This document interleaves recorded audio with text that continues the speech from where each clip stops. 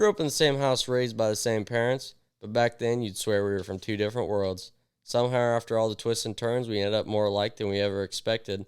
Welcome to Same Roots, Different Routes, where we look back on how we grew up, the different paths we took, and how we somehow landed in the same place. Let's get into it.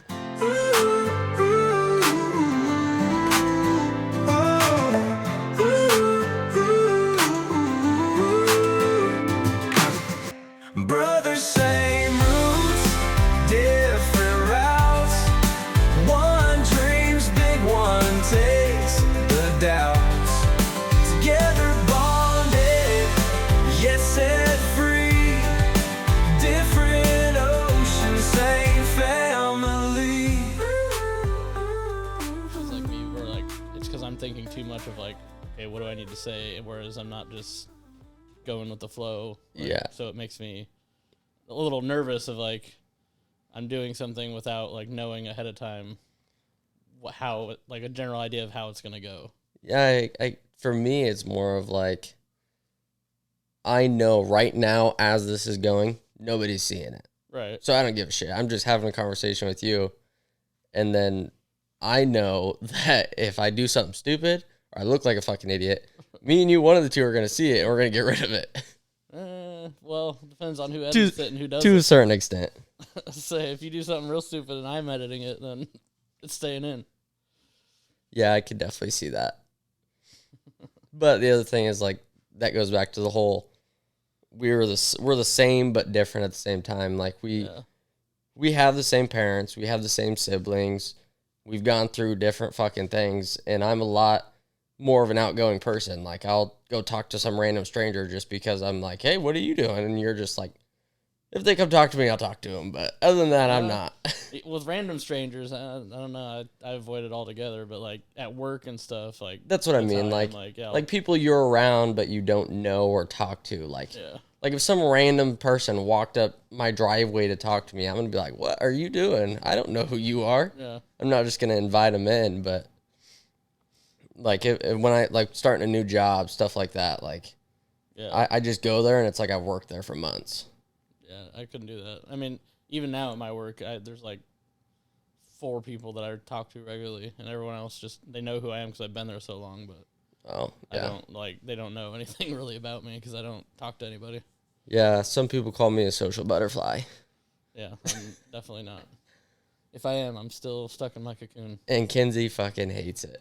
She hates it so much. Well, Shelby used to be more like that, and she kind of I've rubbed off on her, I guess. Because, like, now she's like, yeah, people do kind of suck. Some people do. I definitely agree to that. There's definitely people out there that I've met and been full openly with them, and I think what some of it might be is, like, you got lucky and met enough decent people when you were, like, because I used to be a little bit more outgoing, but I met so many people, I'm just like, I don't like you, I don't want to talk to you, and Yeah. so I was like, every time I meet a new person that I talk to, it goes wrong, so I'm just gonna quit. yeah, I definitely understand that. There's definitely been times where I want to go to that mindset of like, I don't know who you are. Why are you talking to me? And then I always look at it as like, if I was that person and I'm looking for someone to talk to that I've never talked to before, there's a reason behind it. Yeah. You know what I mean? Like, they're not just coming to me because they want to use me for something. They're coming to me because they don't have anybody else to talk to. And if I was that person, I want to be able to have a conversation with somebody. Yeah. Yeah, I guess I'm a little more cynical because, like, I think the opposite. I'm like, if this person's coming to talk to me, they're trying to sell me something or get something out of me. I know in, like, high school, when I was in high school at least, there was times where, like, obviously I had my close group of friends. I mean, you know a couple of them, Nate, a couple of different people. But there was times where, like, I didn't want to just hang out with them, and I would try and essentially be part of another friend group, which would be just trying to include myself in the conversation. Yeah. And there's times where those people are just like, you're not part of our close-knit group. Right. So I don't know why you're standing here talking to me. Yeah, and I feel like that's how, like, people like me kind of are, because, like, Yeah. I never, it's not that I have a problem with it, but, like, anytime, like, I'm with a group of people and, like, somebody that one of the other people know comes up and I don't know them, I'm just like, I get sort of awkward. Like, even though they've been invited by this other person. Yeah. I'm just like, well, I don't know you, so I'm not going to talk as much anymore. And I will say, when it comes to scenarios like that, I'm kind of the same way, but for different reasons. I don't know what it is, but something in my head up here just starts going of like, I'm here to hang out with you. Yeah. It almost feels like third wheeling in a sense. Like, I'm here to hang out with you. I don't know this random person. And now I'm just kind of sitting over here chilling while you guys fucking chop it up for 45 minutes. Right. Yeah. So Dakota's, fiance, Colton. Yeah, Colton. We went golfing with one of his buddies. Me, him, Tim, and his buddy. His name's Connor. And that's kind of how it was. Yeah. Like, at first, I was like when he said he was going to invite him, I was like, oh, well, I don't really want that. Yeah. But then I met him, and he's pretty cool. Ended up being a good time and everything. I think it all really depends on the personality of that other person that's coming in. You know what I mean? Like, well, and also too of like whoever invited them to like realize that like, okay, well, these two don't know each other, so maybe I can help bridge that a little bit. That definitely makes a difference. If they come in and it's just like, all right, these two talk, and then he talks to this guy. You know what I mean? Instead of like, oh yeah, you brought this up. Joe's done kind of the same thing in a sense. You know what I mean? That definitely helps. As far as I know, you can change your natural voice if you like purposely talk a certain way for so long. You can definitely give yourself an accent. When I was in high school, me and a guy named Nick Ringler, we used to talk in a British accent to each other all the time, and I literally got stuck with a British accent for like a week. Like, I could not stop doing it. It would be like I would try and stop, and I would say like a couple words and like without an accent, and then I would catch myself with an accent, and I'm like, what the fuck am I doing? I got told for the longest time that I had a California accent, and I still to this day don't know what that is. I don't know what that is either, because I've been to people say I've been to California a few times, and I've never noticed a difference. Yeah, I know, like, talking about I've seen people call it accents, but it's not accents. It's just like in Iowa, certain words that we say, like when you bump into somebody, what do you say? Oh, I don't go around people enough to bump into them. Well, when I bump into people, I'm like, oh, sorry. Yeah. And there's like nowhere else in the U.S. I do it at work. Yeah. There's like nowhere else in the U.S. that actually does that. Where like if you bump into somebody, you're like, oh. Yeah, and I mean, I was born in California, so I mean, I learned that from here apparently. Yeah, and that's what I mean is like maybe that's what they're talking about. Is like they've heard you say certain words that to them isn't normal. Speaking of things that's not normal, by the way, Kale's buddy was over here, right? And they were talking about he's Mexican, and Kale goes, you know what this dude says? I said, what? He said when he has his phone and it's dead, he'll hand it to you and go, put it to charge. I said, he says what? He said, yeah, instead of can you put it on the charger, he says, can you put it to charge? I was like, that's the weirdest thing I've ever heard. I've never heard anybody say that. I mean, at least like that's pretty standard still. Like I think most people would know what he's meaning by that. Whereas like, yeah, but it's just a weird way to say it. Well, yeah. Which I think that's what goes back to like that. I don't know if he grew up in like a different state or in the U.S. at all or whatever, but it's like maybe that's what people are getting at when they say you have a California accent. Is like there's certain things you say or like the whole soda and pop debate. Yeah. Like honestly, I don't know which one I call it. I think I kind of call it both. Yeah, I'm the same way. Like I don't know what I naturally say, but when somebody asks me like, "Oh, do you call it soda or pop?" I always say soda. See, I always say pop, but I think I actually say soda. I'm almost positive I say soda every time I'm talking about it. But then when we start having the conversation about what do I call it, I don't know. I think when I was younger, I called it pop. Yeah. And now that we're older, I call it soda. I almost wonder if maybe, because I don't pay attention to every single word I say every single time I say it. I almost wonder if like maybe I just say it, I use both and I don't realize it. I think, because like I feel like if I'm talking about a vending machine, I'll say like it's the soda machine because we have one at work. Yeah. It's just pop. Yeah. See if I can do it. Yeah. So I think I just in certain situations I say pop and soda. And like at a restaurant, I feel like I'd get a soda, but like if I have like a bottle, it's like it's a bottle of pop. Oh no, because that sounds wrong too. That's what I'm saying. It's like you don't know until you really think about it. But the fact that you were just talking about a vending machine and you're like, I call it a soda machine because it's full of pop. Yeah, I feel like that right there shows that you call it pop. You know what I mean? It just depends on the circumstance of how you're talking about it. yeah. I think. Yeah, I can't think of a specific situation now where I would use one or the other. I know. It's just whatever comes out. I'm really bad about it. Like nighttime, if we have nothing to drink here, especially because we live by the place across the street, Yeah. I'll tell Kenzie, I'm like, hey, I'm gonna run across the street and get a soda, and I know that I say soda. Yeah. But I don't know. back to what we were talking about is like I feel like that's what people say a California accent is. Like I feel like there's certain things that you say, and to me, I don't realize it because I've grown up with you my whole life. Like Yeah. I'm used to it, so I don't see anything different. Whereas somebody that grew up in Iowa their entire life and has not been to or has, like only been to California or haven't been around people like that consistently, then they see it differently. Whereas like just like people in England or whatever, they all have British accents. That's normal for them. Yeah. Or they call certain things. There's different British accents. Like I don't remember what it. I've seen something where like it describes some of the different ones, and there's some British accents that other British people can't do because they like it's from different regions. Yeah, That makes and sense. like they have different names for them and everything. And I was just thinking, I wonder. I mean, I was only in California until third grade, second to third grade. I think I started third grade there, and then I finished third grade in Iowa. I didn't realize that because when, obviously, you know that when dad and mom split up, I was in the middle of fourth grade, which was when I moved to the different school district, Southeast Polk. Yeah.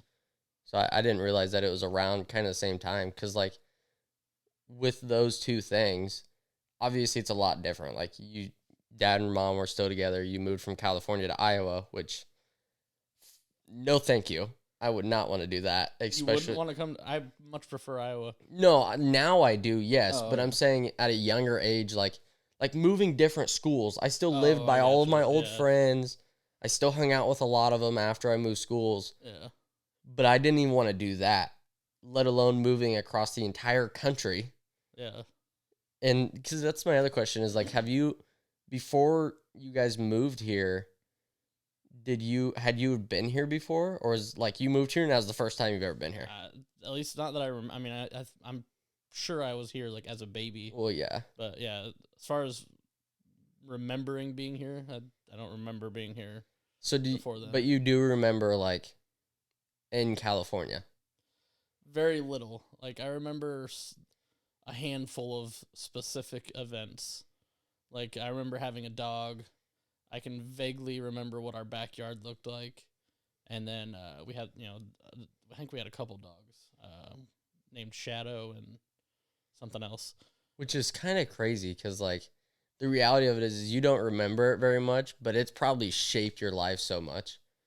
Especially the moving part. Yeah, I think the move, because, like, I don't want to blame our parents for moving me for why I didn't have very many friends, but, like, I had a few friends in third grade, and like in third grade, 3 friends is kind of like, I feel like is kind of a decent amount. Yeah.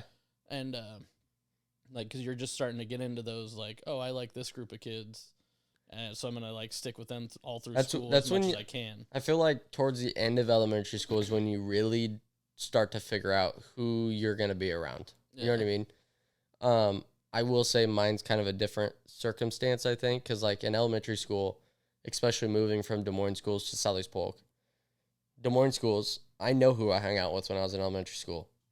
They were going to be a bad set of kids. Yeah. I would have been a bad kid, which is why I'm so grateful that they moved me to Southeast Polk. But they moved me to Southeast Polk in 4th grade, and somehow, don't ask me how, I got in with, like, all the athletic kids, like, and part of it might have been because I played baseball, but, like, there's a few kids that I was with every weekend from, like, within the first month of me being at that school. I was staying the night at their house, hanging out, and definitely seeing the different friend groups that I went from. But I think part of it was because I was in a different atmosphere at home in a sense. I wasn't really going out and hanging out with those kids that I was before. So then I spent majority of my time with the kids that I was going to school with. So, and I think that's what you mean by like the move affected you, is because like you had all those friends in California, and then like we were talking about earlier, you're not a very outgoing person. Right. And I feel like majority of people are, if you're outgoing when you're young, you're going to be an outgoing person when you're older, and vice versa. Yeah. So going to a new school, not being a very outgoing person, you were probably like, I'm just going to do my time and get out of here. Well, yeah, I mean, that was some of it, but, like, what I was getting at is, like, I had started, like, making friends, so, like, I was still learning how to be outgoing in, you know, second grade as a child, and I feel like then they moved me to, you know, here, and it was, like, everyone's people, but, like, in a kid's mind, it's like, are these people going to be wildly different than all the people I just knew? So it's, like, I immediately went to, like, I don't know anything about anything here or anybody, so I kept to myself. Whereas, like, in California, I like I said, I had friends, I talked to people, I was beginning to become outgoing. Yeah. And I still prefer that we moved here because, like, I've been to California, I know about California now, and it's, like, I would not want to grow up there. But I do feel like if we had stayed, I would have ended up being more outgoing. I also feel like a lot of people look at California now for what it is that don't live in California. You know what I mean? Whereas, like, I feel like if you lived in California your entire life, you wouldn't know a difference. That's like, true. if you really think about it, Ohio. You know anything about Ohio? Yeah, I know Cleveland is a shithole. Okay, but do you know anything other than that? Or Utah? Do you know anything about Utah? You think if you lived in California, you'd know anything about Iowa? Yeah. Probably not. That's true. I don't know. Yeah, I've always, like, not thought about it, but, like, it's occurred to me before. It was like, I'm sure that big ass change altered how I would personality almost guarantee came it. up. Yeah. And I also went from not being bullied to almost immediately being bullied here at Sully Spoke, which is crazy. I mean, because, like, one of the few things I do remember from California was I don't remember if it was school-wide. It couldn't have been school-wide because I wouldn't have been in second place or whatever it was. But there was some big race, like foot race, and I remember being super proud because I was like, I came in like second place out of like my whole class or whatever. I mean, it's second grade, but yeah, but in second grade it means a whole lot, man. Yeah. But like, I'm just saying, like that's an example because like I was doing stuff in second, third grade there. I came here and I wasn't in any sports. I wasn't in any. I mean, like, I did do a little bit of baseball, but it wasn't like, I don't know. I don't know how to, I guess I got worse. Yeah. I don't know how else to explain it. And then, like, I did make a few friends, and then I'm pretty sure, you know, like, my best friend around that time had leukemia and then ended up passing away in, like, I don't think or sixth grade. I was going to say, I don't think I was old enough to actually, like, meet him. Right. I just... Obviously, when we were kids, we all gave each other shit. Yeah. And it's horrible, but we definitely all gave you shit about him. I remember that. Because I can't remember what his name was, but we used to... Austin what? Austin Bacon. Bacon. Yeah. We used to make jokes about it. And the reality of it is, like, I don't think any of us knew the depth of that. Yeah. You know what I mean? Yeah, but I mean, especially because, like, when he passed, I was in, I want to say, 5th or 6th grade. So you would have been like 1st grade, 2nd grade maybe. So like if a that. child basically. What year did you graduate? 09. So I graduated in 2020. That's 11 years apart. So I was not even in school yet when you were in 5th grade. Yeah, see, maybe it was later than that he passed. Because, like... You're probably thinking of Tyler or Cody. Yeah, I don't know. Because, like, if you were saying that you were all, like, kind of saying stuff, like, it being was that young, I can't imagine you saying anything, like... It was a long time after though, if I remember it. Like I vividly remember one of the days because I also remember Mom was not happy about it. Yeah. Because we were in the McDonald's drive-thru in Pleasant Hill. And I remember cuz he lived in the apartments right behind that McDonald's, didn't he? Or no, we used to live in those. You guys big ass house. You guys used to live in those apartments. Yeah. But because I wasn't even born yet when you guys lived there. I don't know. I have this memory in my head of being in the McDonald's drive-thru in Pleasant Hill, and it was someone had like either Tyler or Cody or somebody got something with bacon, and then somehow he came up, and then I can't remember what joke we made about it, but it was like I feel like it was a song about his last name or something like that. Yeah. I don't remember that at all. It's a very vague memory that I have.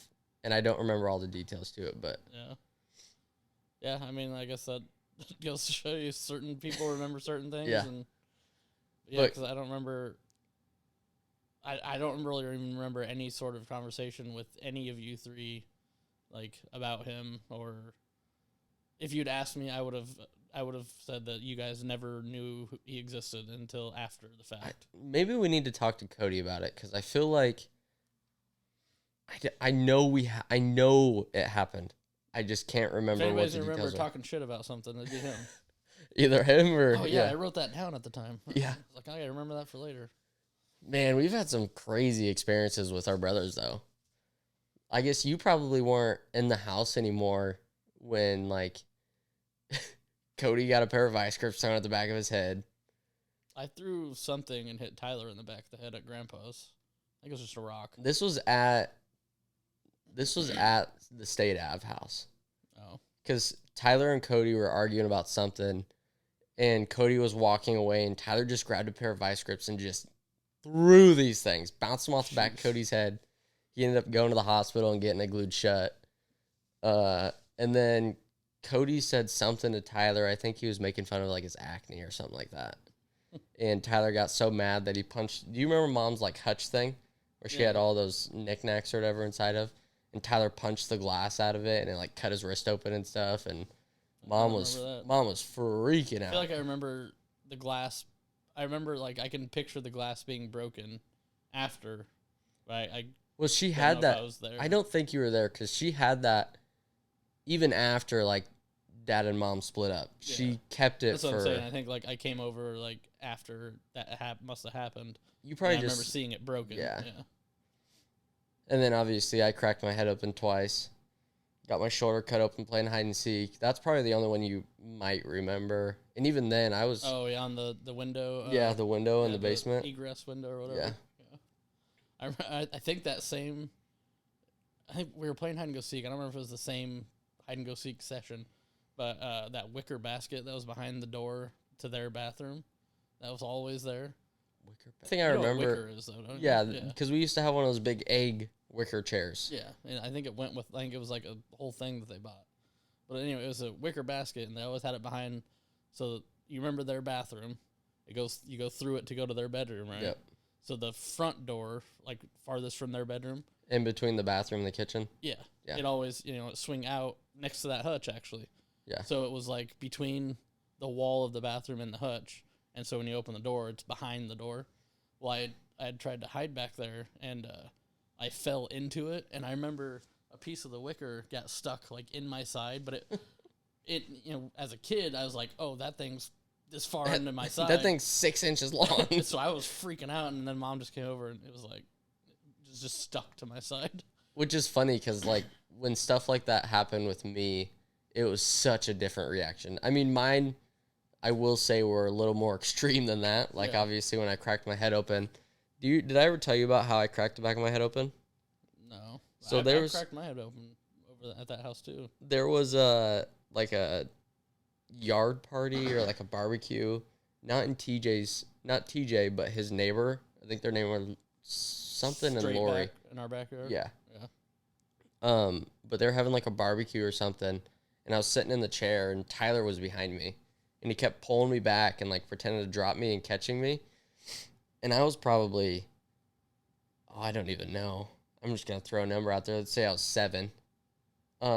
He kept pulling me and dropping me and then catching the chair. Well, I thought he was still behind me, and I went to throw myself back onto him because I thought he was still back there messing with me. Straight back, bottom of the gutter. It's like they had the concrete ones where it runs the water down from the gutter. Yeah. Landed straight on it, cracked my head open, ran inside freaking out. And when I say different reactions, like you said, Mom just walked over and was just like, it's fine. When it happened, when I cracked my head open, oh, Mom was in a frantic. She was freaking out, holding rags on my head. Well, I'm sure yours was bleeding, and mine was obviously not a problem. And it's funny because I remember, I've realized how much I'm like Dad, and it's ridiculous. Like, for example, when stuff like that happens, not obviously to that extreme because JC's only 1, but like when stuff like that happens, I'm like, she's okay. Like or like if certain things happen and we need to do something, instead of like standing there and freaking out and not knowing what to do, I'm just like, or like for example, when I got shot in the face with the firework. That's a good story to bring up. Yeah. When I got shot in the face with the firework, it was like, everyone's like, oh, we need to go inside and clean the blood off and clean your face off and all this other stuff. And I vividly remember looking at Aunt Jess and going, I don't care if half my face is hanging off. I got to be able to see. We got to go to the hospital. Yeah. And that just, it makes me realize how much I'm like Dad. Because when I was little and I would crack my head open, Mom would freak out and she would just hold rags on my head. Be like, oh, you're bleeding. We need to stop it. And Dad's just like, we should probably just take him to the hospital instead of standing here holding rags on it. And I vividly remember those conversations because then Mom's like, she like snaps into it and she's like, oh yeah, we probably should. And then we get in the car and drive down there. See, I never had too many. I don't remember what happened, I guess, for most of my, like I said, I cracked my head open too. I was, you remember my friend JR across the street and over like 2 houses? He had like blonde hair and It was, I mean, was it over 2 houses or was it straight across? It was straight across and then to the right 2 houses. Oh yeah. Because I ended up having friends that moved into that house after. Like, well, when he moved out, they moved into it, and then they were around the same age as us. So then we all became friends. But yes, I remembered. I don't remember him, but I remember when somebody moved out of that house that we hung out with, and somebody new moved in. Yeah. But we were riding our bikes in his driveway because it's like kind of long, goes along the whole house, and then there's like an open area. And we were racing, and I was going around the circle, and it slid out from under me, and I whacked my head on the straight concrete. side. Ding. And I remember doing it, but I don't remember the aftermath. Like I don't remember if I went to the hospital or if it was like just barely not bad enough that I just kept the rag on my head for long enough and it stopped. Or... Well, the other thing that I remember happening to you was when you had that heat stroke. Yeah, I think you were riding to. So that's the big one I remember. James or what? My bike to James's house. Yeah. It was like 98 degrees, and I just rode my bike like 4 miles. Passed out in the get and go parking lot. It was inside. Oh, was it inside? I finally was like, all right, I should probably get something to drink. Went inside to get something to drink, which I'm pretty sure I was getting milk, which probably not the great choice. Yeah. And I was standing in line waiting to pay for it, and I just, bam, and it just fucking went down. I was gonna say, I remember when I was little, I knew the word stroke was a big deal. Like I knew that was a serious thing. Yeah. Obviously, it's a little more serious than a heat stroke. Right. But to me, being that young, I just heard stroke, and seeing Mom and Dad just freak out. Like both of them were like, we need to go. Joe just had a heat stroke up at Getting Go, blah, blah, blah. It's interesting to hear, like, I never thought about, like, what their reaction was when they found out. Oh, they were, interesting to hear. I'm sure you could ask Cody too, because he'll probably remember more vividly than I do, because he was a little older at the time. But, like, I vividly remember, especially Mom for sure, which obviously, when I was younger, I was definitely a mama's boy. Like, I was around Mom all the time. But seeing, like, she was freaking out. Yeah. And I vividly remember her freaking out to Dad and, like, we need to go. Yeah. Yeah, because I don't remember. I remember I rode in an ambulance. I don't remember if it was before Mom or Dad got there. I don't remember if I saw if one of them went with me in the ambulance or if I met them at the hospital. I bet it was after they got there because, I mean, Get and Go was literally up the road. Yeah. And I guess the other thing is, like, it was the one that how was closest to his house. Oh, it was? Yeah, I thought it was. It was the one. It was the one by our house, by your house, right across the street. Oh, this one right here, or right up the street or whatever. Yeah. Yeah. Which still isn't very far, but well, I mean, yeah, riding your bike though, 98 I guess degree weather, yeah. it's far. I guess I don't even know how did mom and dad find out? Like, did you wake up and call them? I don't remember. I was gonna say because I don't remember. I mean, I don't. Obviously, I don't know that many details about it. I just, like I said, I remember them freaking out and like needing to leave, but I don't know if like you called them. Well, I know. When I woke up, I immediately felt okay. So I was like, "All right, I want to leave." And then the guy, whoever that was at the register, was like, "I can't. I called the ambulance already." And I was like, "But I feel fine."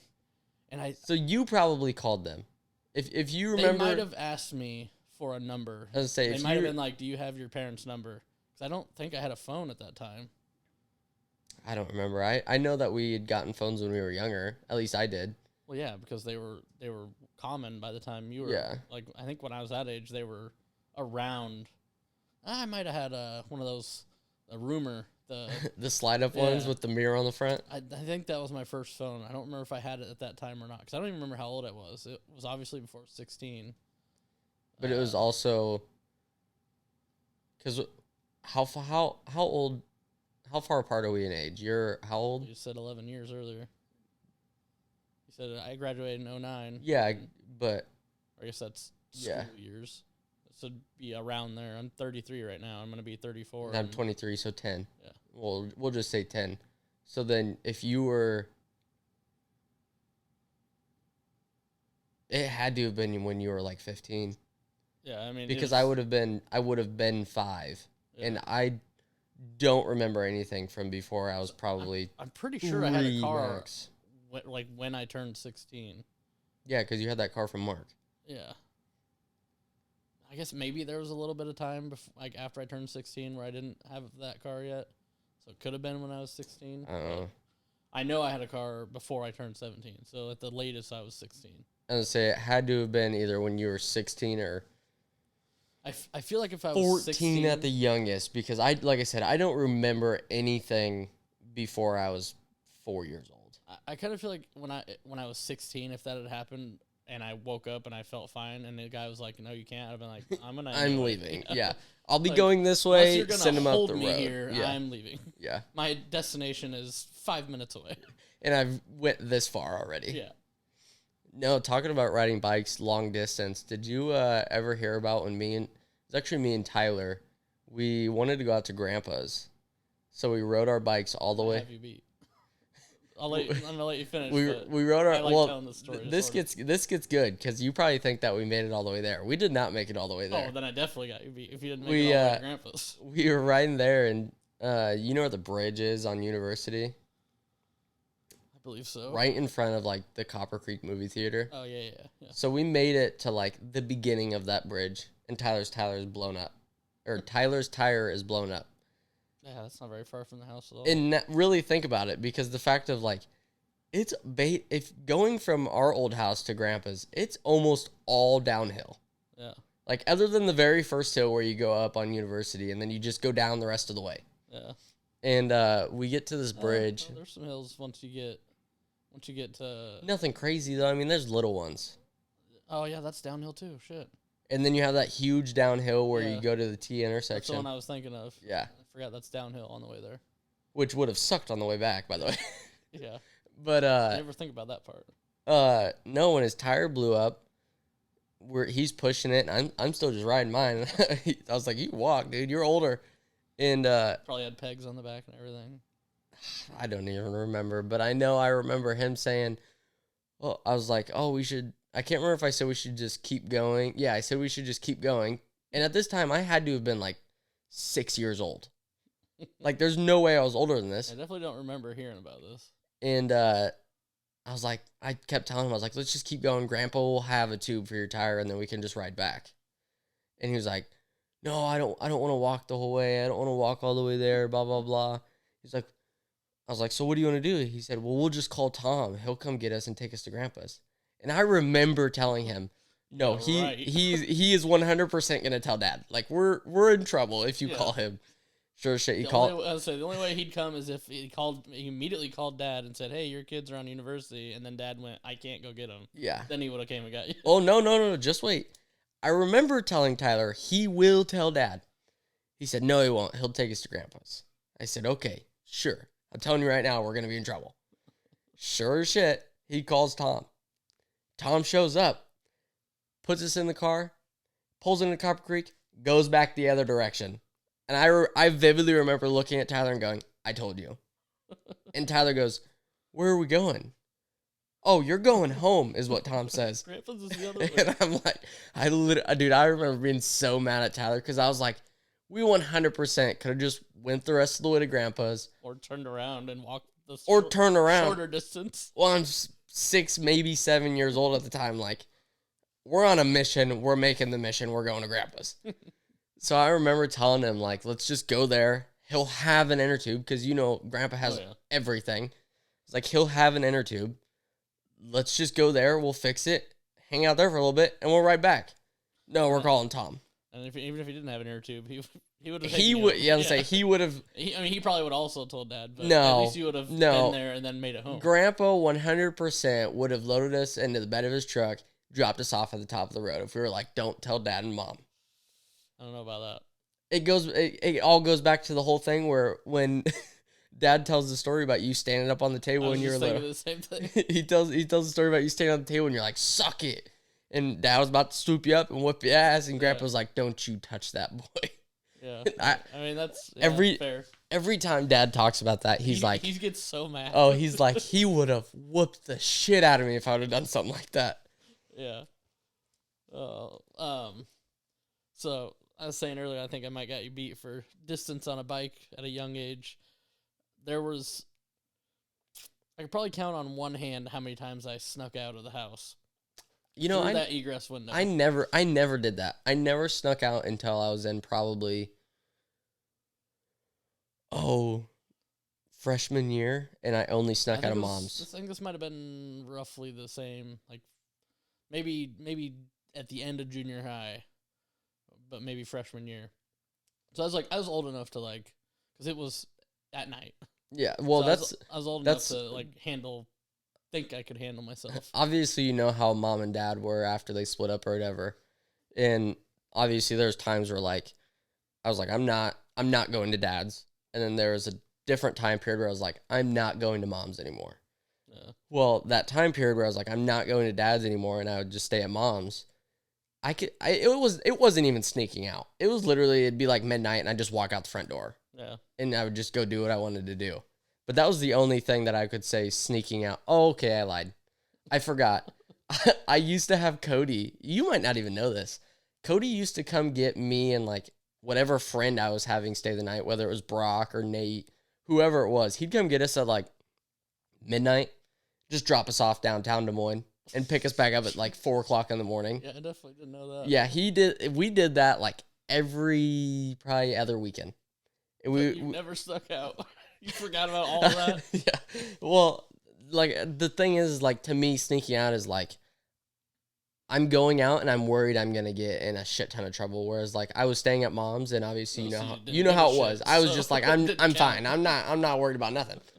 But no, he used to take us down there with our scooters all the time. Or, there was times I'd get him to come out to Nate's house in Runnels, and he'd pick me and Nate up, take us down there at midnight, pick us back up at 3 or 4 o'clock in the morning. I swear, he's the only one that knows that. Yeah. And the other thing is, there's next time you see Nate, you have to give him crap. You've probably heard me say it to him before and just didn't understand what it was. And when he gets married, I'm going to bring it up at his wedding too. It's going to be hilarious. But one of those nights that Cody came and got us, when he picked us back up, it was probably 2 or 3 in the morning.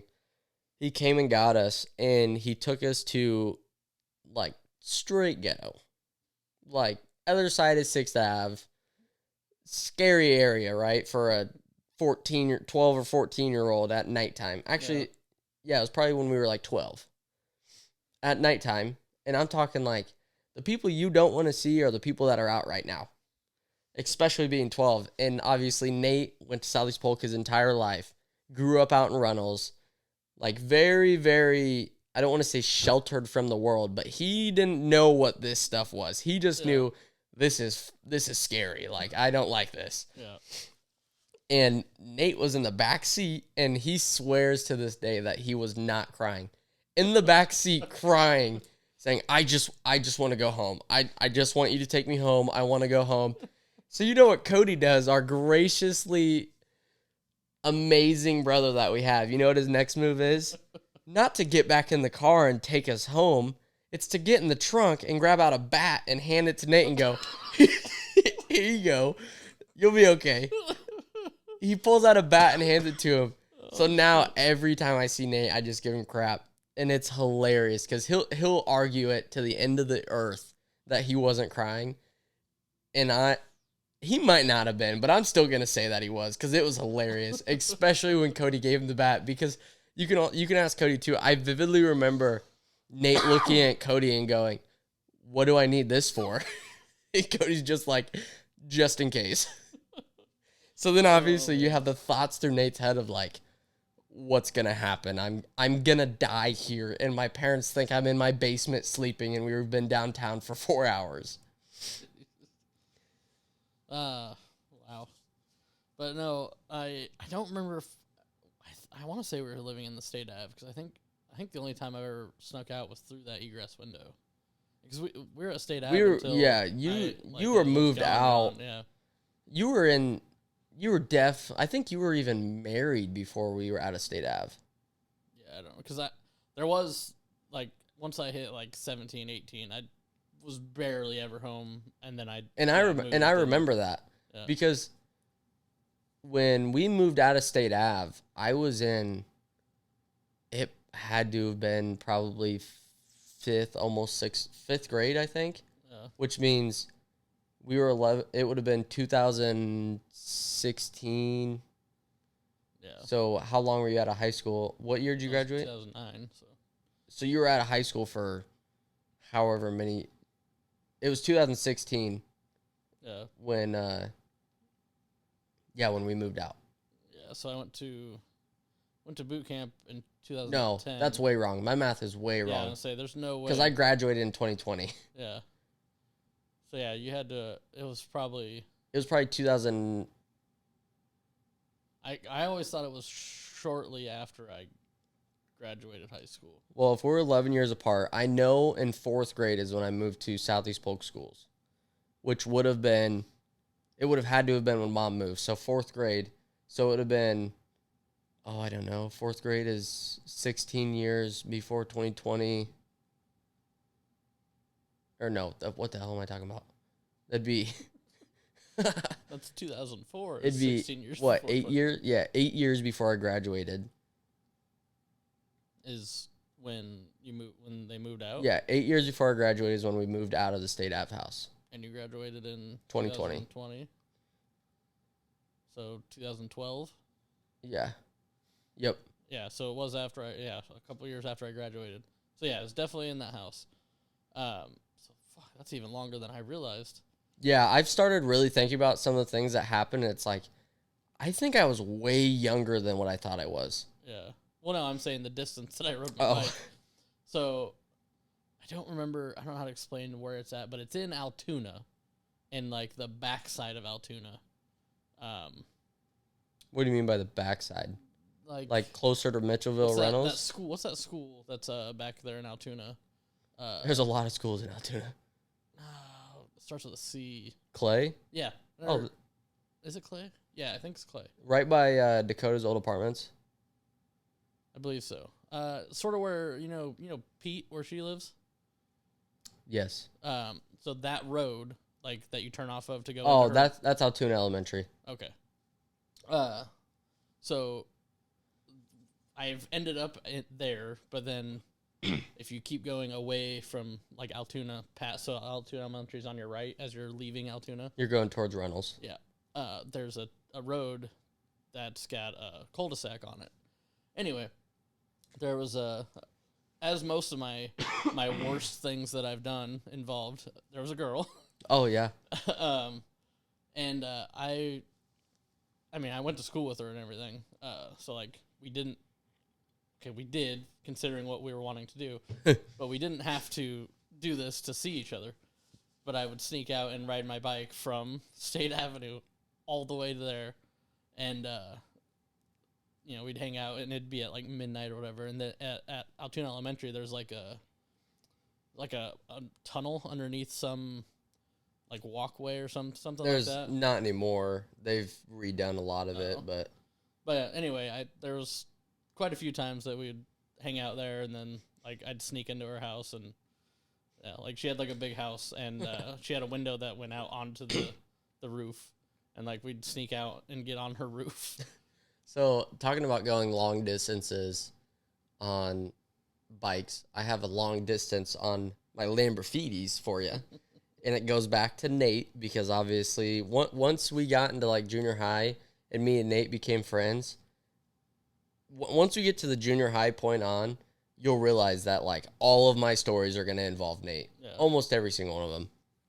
And we were in probably 7th. I don't even remember. It had to have been, no, it was after that. It was probably 8th grade. It was either 7th or 8th grade, but at this point, me and Nate were really good friends. And he was dating this girl that lived in Altoona. So I was hanging out with Nate, and he wanted to go over to her house. None of her parents were there. The only people that were there were her and her younger brother. So we go over there to hang out. And while we're there, to this day, I still don't know who did it. I don't know if it was Nate and he just lies to me about it, or if it was her or her younger brother, because Nate says that it was her younger brother, and she says that it was her younger brother, and her younger brother says that it was her.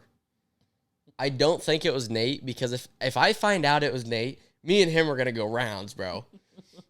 But something happened. I don't even remember what it was. I don't remember if they were just messing with me or what. Somebody, and remember, we're at her house. Nate lives in Runnels, so like his parents dropped us off here. And somebody cracked an egg on top of my head. So I'm talking, I got egg in my hair, running down my back of my shirt, everything. And obviously, when I was younger, I was a very big hothead. Like, That's known. So I instantly was just pissed. And I was like, you know what? I tried figuring out who it was. Nobody would cough up to it. So I'm like, all right, whatever. And I just walk out the front door. This is in Altoona, right by Clay Elementary. And Mom was working in Altoona at the time. So I walked to her work. She gives me some food. She can't leave work. So I'm like, okay. And I just keep on walking. So I walked all the way from Altoona, the far side of Altoona, where we were talking about, over by Clay, by Dakota's old apartments, where that new Casey's is. Yeah. All the way from there to the house that Mom had over here off of East 42nd. That Cody burnt down. Yeah. Didn't burn it down, but he damn near did. But yeah, that's also middle of the summer, 90 degrees out, covered in egg. Like, I probably had scrambled eggs in my hair, bro. And I just remember being so mad. And I still to this day don't know for sure who did it. But like I said, if I find out it was Nate, me and him are gonna go rounds. Man, you didn't check their hands? You had egg all over their hands? Dude, I was, like I said, I was such a hothead. I was just mad. Like, I'm sure you've heard stories about when I got mad when I was younger, and it was like, it's black. Like, when I was younger and I would get mad, everything would just go black. So what you're saying is whoever did it was going, it wasn't me, and they had egg running down Probably. I wouldn't be surprised, because, yeah, when I was younger, I was definitely a hothead, and it was, when I was mad, everything was just blackness. Yeah. And then I would, at some point, come out of it and wouldn't really even know what happened. Yeah, that kind of goes back. You talked about, like, that most of your stories after a certain point involve Nate. Used to having my mic be right here when I'm on gaming and stuff. I think I've always thought, like, you know, who your parents are plays obviously a big role in who you become, but like, I feel like your friends end up being a bigger factor by far. 100, no doubt in my mind does your life, in a sense, get decided by who you hang out with. Yeah. I mean, obviously, we won't go into this today, but you know some of the stuff that I was going through. Yeah. And I think the best thing that ever happened to me was when Dad was like, you're no longer hanging out with those people. Yeah. Never again. And I know for a fact if I would have, I wouldn't even be close to where I'm at today. Yeah. And nothing against those guys. Those guys now are doing what they want to do. I've seen like them on social media and stuff. They're doing good stuff for themselves. But for me personally, I know I would have went down a bad path being around those people. Yeah. Yeah, because I think that's part of, like, it ties into, like, when I said, like, moving here is what kind of caused me to be not as outgoing as I may have been, is because then, like, the few friends that I did get were also not very, like, outgoing. Like, James was sort of outgoing, but Evan was very keep to himself. So then, like, I got used to that, like, oh, I've got these 2-3 guys that I can hang out with and talk to. I don't really need to worry about making other friends. Well, the other thing, though, is, like, going back to, you had said that, yes, your parents decide, like, kind of who you are as a person, but you think your friends do, too. The reality of it is, if you really bring it all together, is your parents put you in a position to be able to decide what friends you have. Right. You know what I mean? Like, if you have parents that are never around, are just, no offense to anybody, but not good parents, then your self-worth and your ability to have conversations and become an outgoing person and be able to make those friends in the right places is just going to lower and lower and lower. Yeah. Now, if you have parents that, I mean, everybody can argue it all they want that, money doesn't matter. Yes, it does. Right. I know from moving from Des Moines schools and having our parents split up and everything to moving to Southeast Polk, that in order to do that and make friends, you have to put on a show. You have to look like you have money, or you have to look like you have all these new fancy things. And that's just how it is. Some people say, oh, it's just Southeast Polk. No, it's not. It's not. I mean, there's Ankeny, there's all kinds of different schools. And the reality of it is, the more cool things you have, the more friends you're going to have, because people want those things. It's just the reality of life, honestly. So, like, your parents put you in those positions. If your parents don't make very good money, now, is there some circumstances where you can get over that ledge and be able to bypass that? Yeah, I think I'm a good example of that. When I moved to Southeast Polk, I mean, I was wearing Walmart gym shorts to school while all these other kids are buying Reeboks. Yeah. And at the time, that was the popular thing. And I was still wearing Osiris's. If anyone knows what Osiris's are, you know the big difference between Osiris's and Reeboks. Yeah. So obviously, when I realized that, I was like, okay, this is not, like, I don't want to be that kid. I mean, there's always, no offense to anybody, but there's always that kid in school. Yeah. Most of the time, that kid is the one that hisses at you when you walk past him. But being able to overcome that is also kind of a mental thing. But I really think your parents put you in a position to decide what friends you have. Yeah.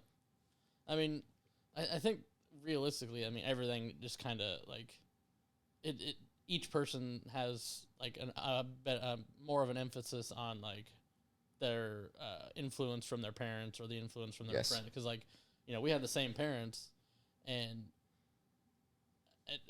I'm going to have a hard time at some points to, like, say certain things without, like, upsetting our parents if they do ever listen to this. But, like, when I was growing up in, like, those kind of formative years, like, was right in the middle of, like, all the issues and stuff, like, before they split up. And so, like, they weren't, at least to me, as remembering, they weren't as present as maybe they were for you, which, you know, you know how I am. Oh, Dad, Mom, Dad know how I am. Well, so, and that goes back, worked out. And it goes back to the whole thing of, like, I had moments where I was only staying at Dad's. I didn't want to go to Mom's.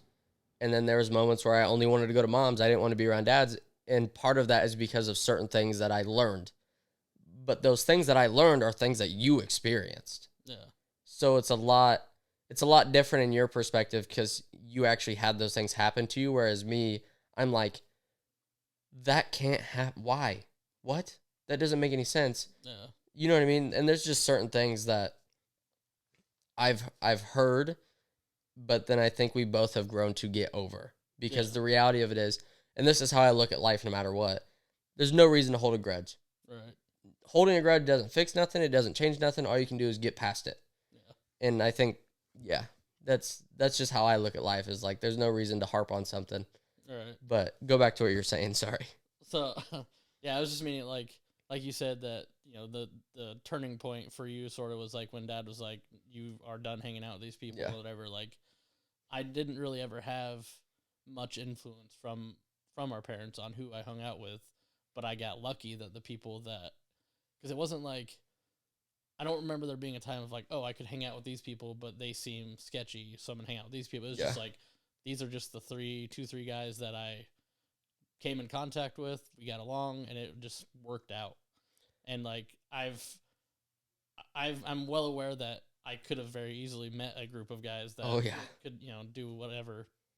And so like for me, there was much more emphasis on who I was hanging out with rather than like, because you had a little bit more emphasis on our parents because they influenced who you hung out with. Whereas like I just got lucky and I got in with a good group of guys that had their heads on straight and everything. So it like, you know, it could have definitely been much different. Oh yeah.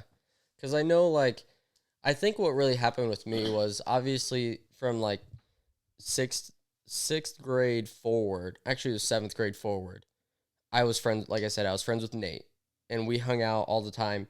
But at one point, Nate says his parents, I still think he's bullshitting to this day. I think something happened, he didn't want to be friends with me, whatever.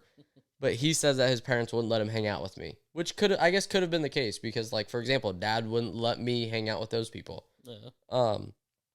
But I know that maybe at some point, Nate said that they had a vision of the type of person I was, which obviously wasn't the truth because now they're like family. Yeah. But at some point they wouldn't let him hang out with me.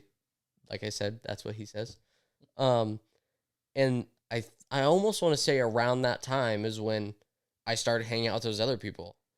So then it was like Dad telling me, "Hey, you can't hang out with these guys anymore. Like they're not a good influence on you.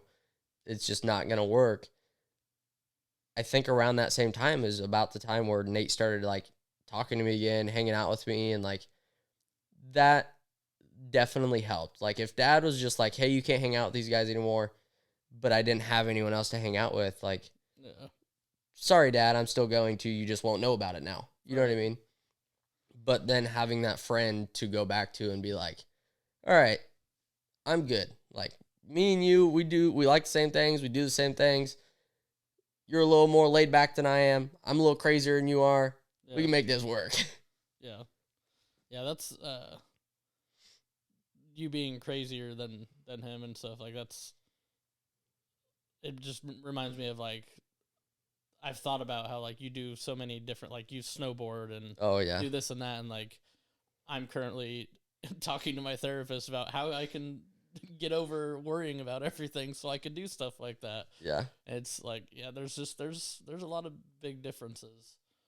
Cause yeah, it's not just like social outgoing. It's also like I'm like, literally I'm talking, I go to therapists and everything. And that's one of the things that I've started talking to her about is like, I want to, cause every time I go to do something new, like when me and Shelby go to like vacation, I'm always like, oh, what if we get robbed? What if our car breaks down? What if this? And so then I don't have as much fun as I could. The crazy thing is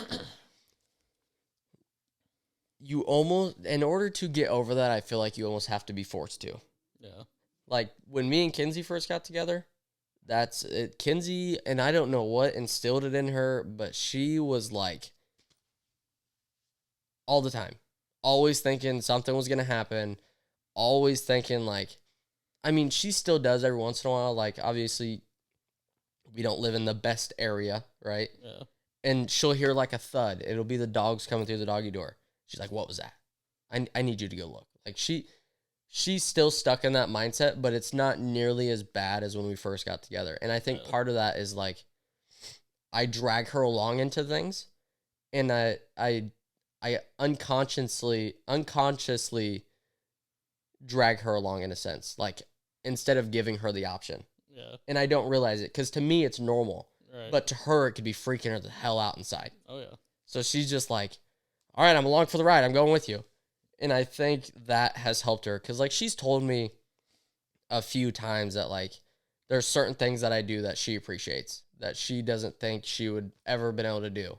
Like, for example, when we were in high school and fresh out of high school, well, I guess we were together fresh out of high school and the end of high school. But when we were in high school, obviously, you know, I was at parties with Nate and everybody else all the time that people didn't, I mean, our parents didn't know about, obviously. But Kenzie never experienced that. Her parents were fairly strict on her. She wasn't allowed to go out, do certain things, and all this other stuff. So she's now become almost nervous to do it because she feels like she's not supposed to, in a sense. Yeah. So before we had JC, a couple of my buddies were like, hey, we had at this point like just turned 21 not too long ago before we had JC.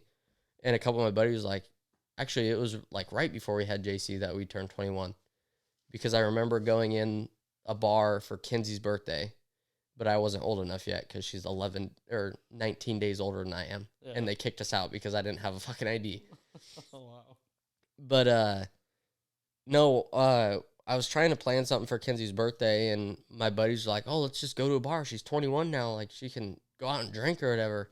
Like, oh, I think she would like that. And that's the reality of it is, like, I forced that on her, and she probably didn't want to do that for her. I mean, she might have a little bit because obviously everyone looks at 21 as like, oh, I can drink legally now. Yeah. So being able to experience that. But I remember we went to the bar or whatever, and then I like unleashed an animal on her, dude. It was like every weekend I would throw up the idea of like, hey, do you want to go to the bar with some of the buddies and hang out or whatever? And she's like, oh yeah, that sounds like a great time. Obviously that's changed now. We have JC, and she's like, I don't want to go out and do that because I'll probably get myself in trouble. Yeah. Which is how I am too. I mean, obviously you know the fair story, which that one we can share that when if we bring Cody on, we'll talk about that because that's a funny story. The fun times when I'm happen to not be there. This was not a fun time. This was we're gonna bring this story. We're gonna bring it up now. We're gonna talk about this right now because, dude, when this happened, I had so much adrenaline. Like, I was literally shaking and was trying to decide if I should leave the fair or not. So, and it's funny. Did we ever tell you about the TikTok that was made about it? I think so, yeah. And the girl that made the TikTok had the story all backwards. She tried to say it was about her, and it's like, it had nothing to do with you, lady. Yeah. And so what happened was we're at the fair. It's me, Kenzie, so you guys know my wife, our brother Cody, which is, he's my older brother, his youngest brother. Joe's the oldest. I'm the youngest of 4. Yeah, let's explain this at the end, yeah. Now that we've gotten an hour and some in, we do have 2 other brothers. They're in the middle. But, so what happened at the fair, it's me, my wife, our other brother Cody, his best friend's sister, and then her boyfriend. So we're at the fair. We walk up, it's the Iowa State Fair. So I don't know, some people might have been to it, some people might not. But there's a place called the Bud Tent, and it's up on one of the corners. It's one of the bigger bars in the fair. And we go up to this bar because my brother's buddy was like, oh, let's go get some beers. And at this time, I'm probably, I think, 18, maybe 19. Seems like it was 18 or 19. 4 years ago, yeah. And so we're not old enough to drink yet. Me and my wife aren't drinking. We're just hanging out with them. So we walk up to this bar, and me and my wife walk off to the side because we know we're not old enough to drink, and we don't want them to try and think that they're getting us drinks, whatever. And they're up at the bar. We're off to the side, and all of a sudden, my brother's best friend's sister comes running over to us, and we're like, "Oh, where's Cody at?" And then his best friend starts running over, and we're like, "Where the hell's Cody at?" And they go, "Oh, Katie just threw water on this guy because he was talking shit." And I'm like, "Oh my goodness, this is not gonna be good." So then all of a sudden I see Cody walking over, and there's this dude's got to be like 6'7", 6'5", 6'7", probably 280 pounds. This is a big dude. And he walks over to my brother, and for some reason he thinks Katie, which is his best friend's sister, is his girlfriend. So he walks up to my brother and he goes, "Oh, you think your girlfriend can throw water on me and think it's funny?" And then headbutts my brother. Pure instinct. Never in my life have I ever done this. Didn't even know what I was doing until I landed on the ground. I jump over on my wife, throw my arm on her shoulder, jump in the air, and Superman punches a 6'5", 6'7", 280-pound guy. I am not a big guy. I'm 5'6", and I weigh a whopping 150 pounds wet. I land on the ground, and I remember looking at this guy. His eyebrows all cut open, and it's bleeding. And I said to myself, I should not have hit this guy. This is a bad idea. I should not have hit him. And I'm just standing there staring at him, and you could just tell that he is furious. So then I'm just looking at this guy, waiting for him, and I'm like, if he comes at me, I'm hitting him one time, and then I'm out of here. Like, I know I'm not staying around for this fight. And my wife jumps in front of me. She's like, Aaron, you need to go. You're going to get arrested. And instantly I'm like, ding, I ain't getting arrested. I'm out of here. So I turn around and I start running. And if anyone's been to the state fair, you know at like where the medical shack is, right by the bud tent, you have like 2 golf carts full of state troopers. And I don't know if I've told you this part or not. We have like 2 golf carts full of state troopers. So we're almost right in front of these state troopers. But there's like hundreds of people, so you can't see anything. Right. So I take off running once Kenzie's like, you're going to go to jail. I take off running. And mind you, I have my phone in my pocket, and I have her phone in my pocket. And this gets better. So I take off running, and I see these 2 golf carts full of state troopers. And I don't know what made me think about it, but I was like, if they see me running and hear fight, they're chasing me. Yeah. So I start walking, and I walk past these state troopers. Like nothing ever happened. Don't know what's going on. Get past them, and I run up the hill. Whatever. So then I stay up there for like 5 minutes, and I'm like, all right, this guy's either gone or he's getting arrested because he's either tried to fight Cody more or went looking for me, and he hasn't found me yet. So I walk back down the hill, and I don't see anybody. Like, I don't see Cody. I don't see Katie. I don't see Jake. I don't see Kenzie. And I'm freaking out because last I knew, the dude was looking at Kenzie. So I'm freaking out. I'm like, where the fuck is Kenzie at? Yeah. I finally find Cody and Jake. Kenzie's not with them.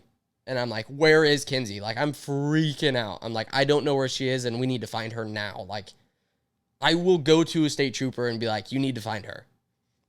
And I remember talking to both of them, and then we find Katie, and I'm like, have you seen Kenzie? And she's like, no. And like, we need to find her. So we're walking around looking for her. Don't know where she is. And this is where it gets real funny. Phone starts ringing in my pocket. It's her phone. I pull it out. It says it's from like Waterloo, Iowa or something like that. I go, not important. Need to find Kenzie. Boop, back into my pocket. So we're walking around still hunting for her. We finally find her. She comes walking back up. And I'm like, where did you go? And she's like, the guy started following me. So I just kept walking. And I'm like, oh, where's he at? And she's like, he's gone now. I don't know where he went. And I was like, oh, okay. So then we start walking away. And I give her phone back, and she goes, oh, by the way, thanks for answering. I said, what do you mean? She said, well, I asked some random lady to use her phone, and I tried calling my number because I couldn't remember what yours is. And it just went to voicemail. And I was like, I didn't realize that was you. I was looking for you. I didn't give a fuck about a phone call. But that's what happened at the fair, and that's why it was not a fun story. Because it sounds fun. It was so much adrenaline when it happened, but I was so worried about Kenzie after it happened. I was like, I don't know where she is. That part's not as fun. But yeah. Now, after the fact, is it hilarious? Yeah. Oh, 100%, especially because the guy was so big and I was so small. Like, Jake and Cody were shocked that I hit this guy. And I was shocked that I hit this guy because it was pure instinct. It was not like I stood there while they were arguing and, like, decided to hit the dude. It was literally he headbutted Cody, and I jumped back across and hit him. Yeah.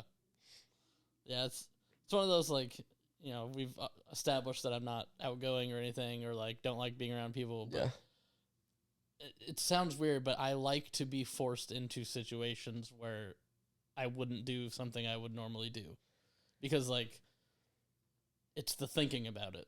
Yeah. Like I'm fine. Like I can do all these things. Like I know I can talk to people. I know I can do this or that. But like I get too in my head Am I about it. doing it correctly? Yeah. Is what it boils down to. Basically.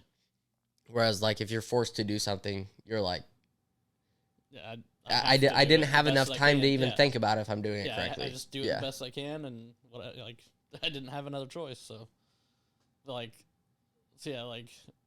that sounds maybe not fun, but like an exciting thing. It was definitely exciting. I'll give you that. Yeah. It wasn't fun, but it was exciting. But no, I have all kinds of different stories about just different stuff that I've done, different things that I wish I would have never done. All kinds of different stuff. Yeah. Whether it's with you, with Cody, with friends, whatever it is. Yeah, and that's kind of the funny thing of like, you probably have more stories than me, and I'm 10 years older than you. Yeah, but I think I don't do too many like. I think part of that though has to do with the fact of like, obviously Dad and Mom weren't super like strict or around on you. Yeah. But like you knew that if you did something there was a punishment. Yeah. I would think. Sort of. I mean, at a younger age, yeah, but I don't even remember getting in any real trouble after like 12, 13. And that was just because I spent 90% of my time at James's house. Well, that's, yeah. Or school. Which goes back to the whole your friends matter. I mean, yeah. Obviously there were certain people I was hanging out with that we probably didn't do the best things. Right. And I think a big part of it was like, for example, I never once did I even think about sneaking out of Dad's house. Yeah. Never once. Mom's house? Yep. I was gone. Right. And I think that's part of it is like I had an excuse to be like, I'm only staying at Mom's. Yeah. So then I could go do whatever I wanted. And that Dad knew that, and that's why when Dad and Mom split up, he was like, I don't give a shit what it is. I want them at night. Because he knew if we weren't there at night, and nothing against Mom, obviously. I mean, Mom has her own strong suits. Dad has his own strong suits, vice versa. But Dad knew that we were going if we were there at nighttime. Right. Yeah, I just thought of like a good example of like the differences of the type of things that I did. So I don't know if you remember the first time I went to Cedar Point with I think it was James and a couple other guys that you probably don't. I only remember you going to Cedar Point with Shelby. So I think I was 16 or 17, and they talked about it was the two other guys that I don't think you would know, Kyle and Ryan. Nope. They talked about that, their family used to go there like every year or whatever, and so then they started making a plan to go, and 16, 17, and as soon as I heard it, I was like, well, how? Like, it's like, what do you mean? Your parents are gonna take us? And they're like, well, no, we're just gonna drive up there. And I'm like, it didn't even occur to me that you can do that, because like, and I remember like, well, I guess I'll ask, but there's not a fucking chance they're gonna say yes. And then they said yes. I ended up going, but like that was the first time I was like, oh, like, you don't just have to just do nothing. You can do things, and it's so crazy because now that you're saying all of this, it makes me realize that like you and Kenzie are a lot alike.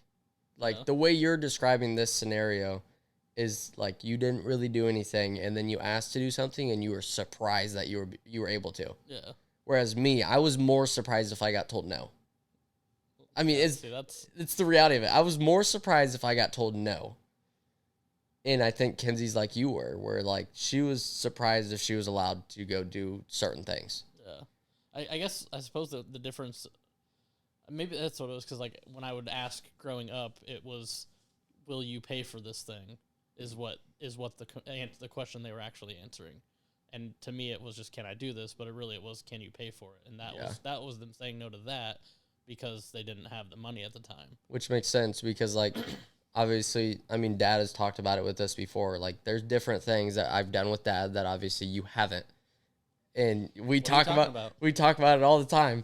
And Dad always says the biggest reason is like, I mean, really thinking about it, when you were growing up, they had 4 kids. Yeah. And only one of them was working. So 4 kids, one of them working. Yeah, they probably didn't have very much money to go do certain things. Right. Whereas I'm the youngest, and our parents are split up. So it's like they have more money than 1, they did before, and 2, less people, in a sense. You know what I mean? Yeah. So I think that's probably the biggest reason why. Like, for me, it was more of like, more surprised if they told me no. Yeah.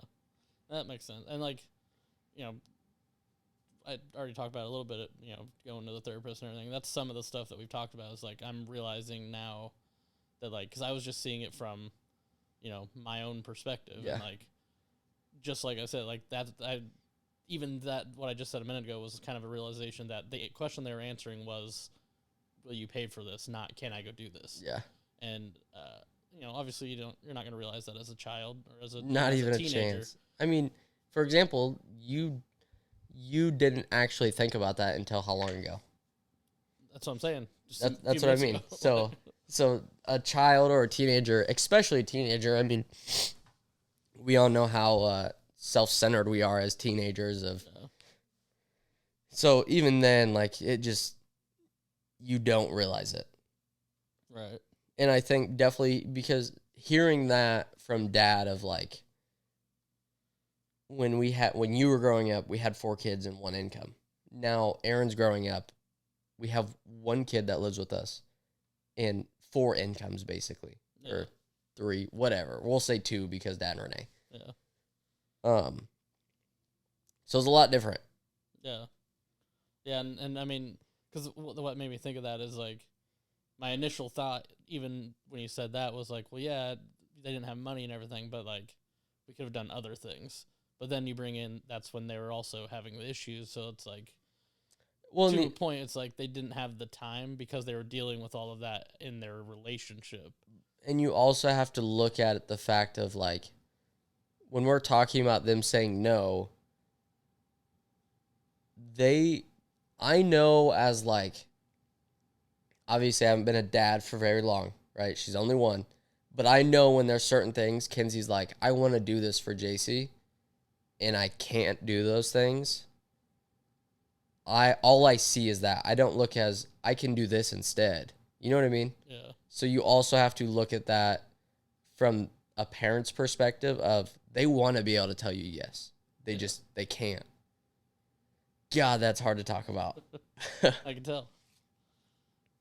But yeah, I mean, and I know like when this first started talking about, you know, like you got to go on the cruises and all that. Oh, yeah. And I told my therapist this of like, I thought I was joking more than I was. And the funny thing is I knew you thought you were joking. Yeah. But I also know in that same situation with me with different things that I will tell somebody I'm joking and I'm not joking one bit. Inside, I'm like, I really mean this, but I can tell that it bothers you that I mean it, so I'm going to tell you I'm fucking with you. Yeah. Well, I think it was a little bit more than that, and like, a part of me at least legitimately thought I was just giving you guys shit. Yeah. And then it was buried enough that it took me a minute to realize like, oh, like, I'm not just joking. Like, it does bother me a little bit. And I told Dad that from the beginning when you would, because don't take this the wrong way, it used to bother Dad. Oh, no. And this goes back to the whole look at it from a parent's perspective of he wanted to do all those things with you. Yeah. But I had told him, like, I know it seems like he's kidding, he's not. And I've told him, like, you need to have a conversation with him about it. Because if you don't, then he's going to continue to think that. If I go to him, he's just going to say that you don't know what you're talking about because you get it all. You know what I mean? I said it has to be you telling him that because at this point, he doesn't care what I have to say on the subject because all he sees me as, yes, obviously I'm your younger brother. You love me to death. I love you to death, whatever. But in that subject, you see me as the problem in a sense because I am the one that's getting all the stuff that you wanted. And that's why, like, I told Dad, like, you need to have a conversation with him about it because he's not kidding. Yeah. It bothers him. I said, there's certain things that have bothered me. And I think after that is when you guys had that conversation. But I also think another big part of it is the fact of, like, I went through a very tough era with Dad. Like, where Dad was, yeah, we're not going to get into that. But I think that's what has us so close. And I think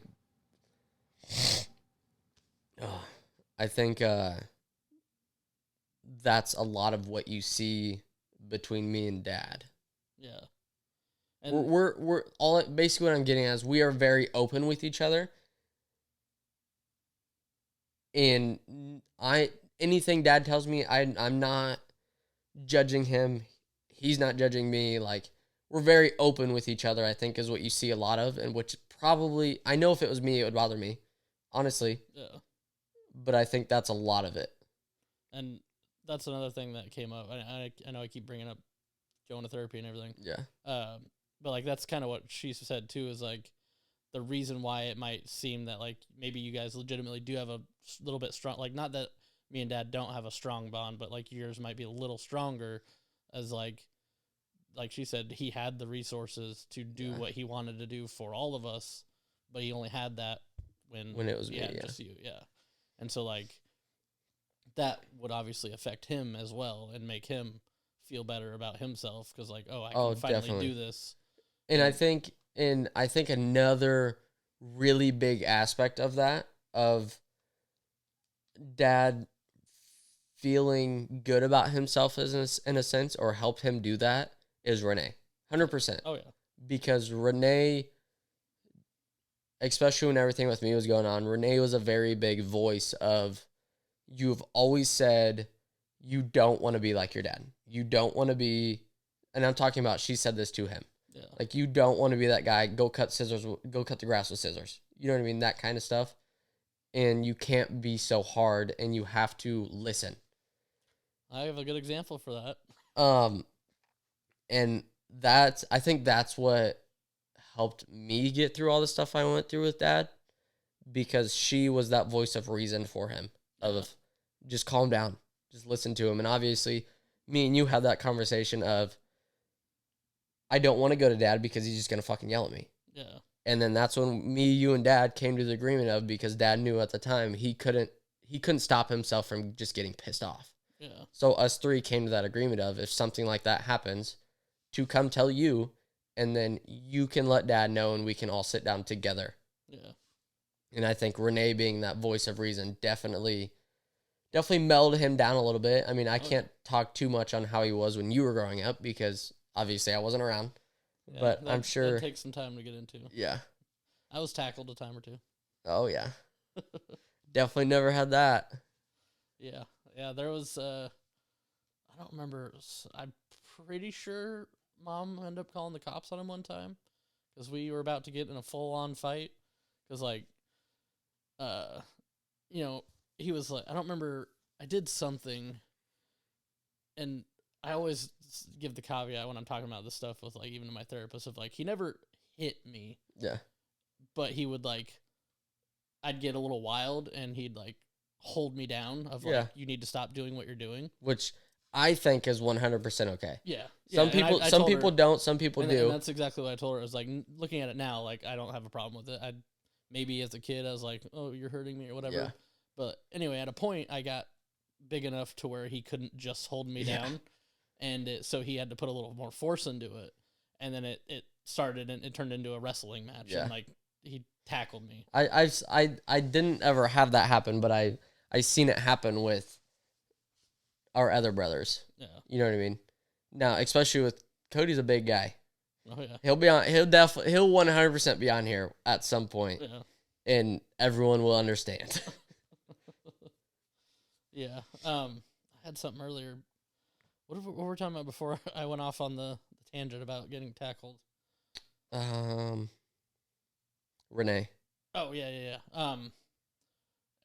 there's a lot of parallels with me and Dad in that aspect of like I was not crazy, but like a lot more of an asshole before I got with Shelby, and like I see they're very similar, and it's just funny how that worked out. That like we both were the ones that, and I think even you maybe a little bit of like me, you, and Dad are like the ones that needed to like some adjusting, chill out a little bit. Yeah. And we all met girls. As I was saying, I like, think all of us are because the reason we all three did was because of the girls in our life. Yeah. Like Kinsey, oh goodness, Kinsey has brought me down. Not brought me down, but like mellowed me out a lot. Yeah. Like I was always, I mean, a couple different things like anger wise. Like I had a very short fuse. Yeah. But also I was very like go all the time. And having Kinsey in my life, she was like, just calm down. Yeah. And then also like love Kinsey to death, but sometimes she would test my patience when we first got together. Yeah. And I'm glad that it happened when we first got together, because now it's like it doesn't bother me anymore, certain things. Yeah. Like there's times where she'll say certain things and it's like, come on, now you're just messing with me. And she'll admit like, yeah, she's messing with me or whatever it is. Yeah. But I've definitely learned to just relax, just be okay with it. And Kinsey has instilled that mindset into me of like, just keep living in a sense. Yeah, that's basically the same. I mean, even now though, you guys do probably a little bit more than we do. Like, and I that's one thing that me and her have talked about, trying to do a little bit different. But I think that's because we both have kind of like, there's not that one of us wants to do things more often than the other. We both have kind of fallen into the like, oh yeah, sitting at home all day is perfectly fine. So getting into that, an issue that me and Kinsey, I wouldn't even say necessarily an issue, but something that we've ran into a lot is there's certain things that I have very high interest in. Things that I want to go do, things I want to do. And Kinsey just has zero interest in it. She's just like, no, I'm good. No, thank you. But the problem is we've been together since we were in, junior year. So since junior year to now, we've been together all the time. So it's very hard for us both, and I'll admit it, for both of us. I think I know exactly what I know it's hard for her. And I know it's hard for me. It might be a little harder for her than it is for me, because like there is times where I'm like, we have to do it or else we're going to be codependent on each other. We both depend on each other 100%. I couldn't live a fucking day in my life without her. Yeah. And I'm sure she feels the same way. But there's certain things that I have very high interest in that she has none in. And it's very hard for us to just get over that ledge of just go and do it, have fun. Yourself. Yep. Yeah, and come back. Yep. Yeah, you guys are a lot more like us and than we realize. It's very, I know Kinsey struggles with it a lot. There's times where like I'm like, go get your nails done. Go do what you want to do. I can stay here. Yeah. And I hope she doesn't feel like I'm trying to get her away from me or get away from her, or her think that I feel like we need time apart. Yeah. It's because I want her to go do things she wants to do. Yep. I want her to have her own thing that she's like, God, I love doing this. Yeah. Or yeah, we're just now, we're literally in the same, like, we might be rowing the same boat together. Like exactly our situation, what you're describing. The hard part about it now is because we've been in kind of the situation for a little while now of, I want to go do this, but I also want to be with her, and she wants me to be with her, so she doesn't really want me to go. So I'm like, all right, I'm not gonna go. Like, I'm just gonna stay here with you. That's fine. Or vice versa, where I go and then the whole time I'm there, I'm either texting her or we're talking to each other because we just want to be with each other all the time. Yeah. And it's even harder now having JC. Yeah. Because now, especially for me, it's not just because obviously, Kinsey stays home. She's with JC all day, every day, spends time with her, enjoys the moments with her. and I go to work Monday through Friday, all day. By the time I get home, I get like 3 hours with JC, and then she's in bed and I'm in bed. And then I wake up the next day, she's still sleeping. So now on the weekends, for example, I still do airsoft on Sundays. Oh, yeah. I love doing airsoft. It's so fun. And I want to go do it. But then when I get ready to go, I'm like, Kinsey doesn't want me to go. I know she doesn't. She wants me to go to and have fun because she knows I like doing it. But she doesn't want to be without me. Just like I don't want to be without her. And then to add in JC, it's like, I get, what's 3 times 5? 15. 15, and then add in, we'll say 48. Yeah. 48 plus 15 is 63, right? No, that's 60-something. And how many hour week that I see JC? I don't even know how many hours are in a week. I don't either, but I know it's a hell of a lot more than 60-something. Yeah. So adding that in of like, this is the time I get to spend with JC and Kinsey, it's really hard to just go ahead and go do what I want to do. Yeah. Oh, yeah. I can only imagine. It's hard enough with just... The other aspect, and me and Kinsey just had a conversation about this not too long ago, and also remind me, I have to ask Kinsey if she is okay with me putting this on here, because this was a tough conversation we had together. Yeah. A conversation we just had is me and her both have been so focused on just JC or just ourselves that we aren't focusing on each other at all. Yeah. So we had that conversation. So that makes it a little hard because now I see it. Yeah. I see that I'm not focusing where I should be. Right. So going and doing those things I want to do, because the other thing is like, I look at it as we have to have time apart so we don't resent each other. But time together is not just 2 people in the same place. Right. Obviously, you know that. So now that I'm seeing that, it's like Kinsey sees me going and doing these things as he gets to do whatever he wants. Yeah. And I just saw it as we need to have time to do our own thing so then we don't resent each other. But the reality of it is when we're together, we aren't together. We're just in the same room. Yeah. And a lot of that has to do with, obviously, I love JC. God, I love JC so much. It's not even funny. A lot of it has to do with when we're together, we're so surrounded with just JC that me and her aren't together. We're just with JC. You know what I mean? So we've been trying to work on that a lot of when we're together, actually being present with each other. Yeah. Yeah. That all came from talking about Renee. Yeah. But no, like I was saying, like that's exactly the same. Like, well, obviously not exactly. We don't have a kid, but Yet. Mark my fucking words. Yet. We're speaking. Remind me of after we get done. I gotta tell you guys something. Okay. We're doing things a little different this round. Just for everybody. I mean, I don't mind talking about it. Going through IVF, been for 2 years now, a year and a half, something like that. Been a long time. Been through 3 cycles so far. But no, we've had the same thing of like, and I don't know how you feel about therapy or whatever, but that's one thing that's kind of helped. We both go now. And oh, really? Yeah. And that exact thing is like we spent all of our time together, and like we would only do something if we both went. Yeah. And like I would try to find things that I could do sort of separate, like computer stuff, like, but still with each other. Yeah, that's why I bought all of the stuff I was telling you I had, and yeah, it just still wasn't quite the same, and it's just a matter of like talking it out, and like you both are realizing if you don't speak how you're feeling to your significant other, then you're destined for failure. Right. Is the reality of it. Oh yeah.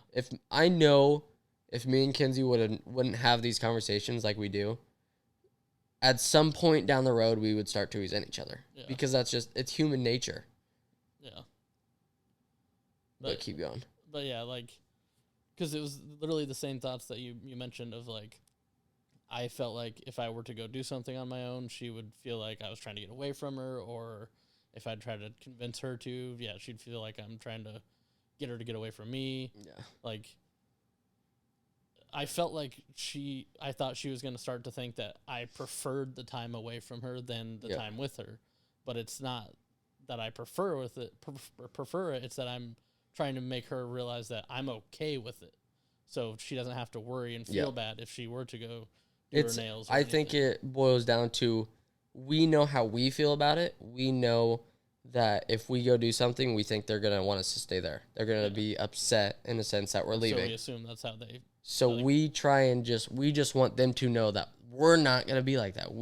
Whether you are or you aren't, we're not going to be. Like, we want you to go do your thing. We want you to enjoy your time. Yeah. If there's something that you want to do that I also enjoy, I'd love to come with you. You know what I mean? Is what it comes down to. But, like, obviously, for example, the example I gave earlier is, like, Kinsey go and get her nails done. She likes to do that. She likes to go get her nails done and get a pedicure and all that stuff. Obviously, I'm not going to do that. Right. But I want you to go do it. Yeah. And honestly, I don't know. I mean, I don't know why we haven't discussed it before, but, like, we could all kind of help each other out, because, like, that's the thing she does too, is goes and gets her nails done. Like, they could go together and we can do this or whatever. Yeah. So then, like, I think it's better if, like, because what we started doing is we would try to do, instead of, like, on this day I'm gonna go do my thing, and on this day you're gonna go do your thing, which would obviously be harder with a kid. So we'd be, okay, this day we're both gonna go do our own thing. So then we're not thinking like, oh, well, I'm going and having fun, and you're just sitting at home, waiting for me to get home, basically. Because that's how it is on, like, Sundays. Is I wake up at like 6:30 in the morning, I go do that, and then I get back at like, I get back at like 4, and she's stuck at home with JC all day, and it's like, I don't want that to be the case. Yeah. Like, I want you to go do your own thing. Like, I want us to figure something out. Like, maybe on Sundays your parents will watch JC all day. You go do your thing. The problem is Kinsey doesn't have, like, obviously she could call or text Shelby, but she doesn't have a bunch of, like, close friends. Yeah. Like me. Shelby's the same way. I know. But, like, and the thing is like, with Kinsey, it's, I don't know. I can't speak for her too much just because I don't know everything that she is thinking of, in a sense. But I know for, like me, I have all kinds of friends that live around here. Like, if I want to go do something or I want something to do, I'll just text one of them and be like, hey, let's go do this. Yeah. Whereas, like, Kinsey can do that. I think she just doesn't like to. I think she just doesn't like to reach out to people. Yeah, and that's another hard thing that I needed to learn. Because, like, there'd be times where, like, I'm sitting at home and we're just watching TV or I'm playing a game or something, and she'll, like, start to clean the house. And I'm like, I feel like a piece of shit. Like, yeah. Like, I should get up and help, but I don't want to. And then she would tell me, like, oh, no, I enjoy being up and being busy. Yeah. And, like, to me, that's just so wild. That's like, I don't believe you. Dude, you know what blows my mind? So, Kinsey, obviously, she just had surgery, right? She had her gallbladder removed. Oh. Literally the next day, she cleaned the entire house. I said, what are you doing? You're supposed to be laying down or maybe taking short walks, not bending over, picking stuff up off the ground, sweeping, cleaning, whatever it is you're doing, you're not supposed to be doing it. Yeah. And then she was like, I don't know what it is. She was like, I'm starting to realize that I cannot stay still. Like, I have to be busy. Yeah. And I think a part of that is because of JC.